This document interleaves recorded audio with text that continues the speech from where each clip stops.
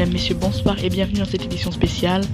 Vous le savez sûrement, un TGV a déraillé à Saint-Jacques-de-Compostelle. Il a fait 82 morts et 236 blessés, dont 124 graves. C'est l'accident le plus meurtrier qu'ait connu l'Espagne. La cause du déraillement n'a pas encore été confirmée, mais cela se réduit à la vétusté du réseau ferroviaire, selon le directeur de la RENFE qui s'est exprimé dans la matinée.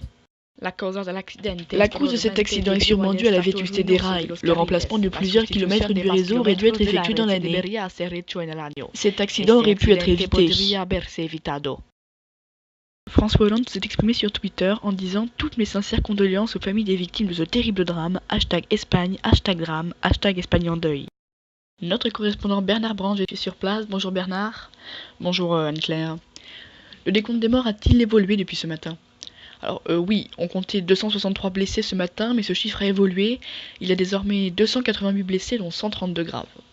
Et quelle est la cause précise de l'accident ? D'après les premiers experts, la cause ne serait pas due à la vétusté du réseau, mais une défaillance technique des freins de la locomotive. Le conducteur roulait à une vitesse excessive d'après la reconstitution, alors qu'un virage arrivait. Avec la force centrifuge, les roues du train seraient sorties des rails et auraient provoqué l'accident.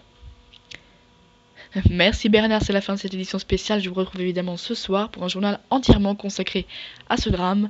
Bon après-midi et à ce soir.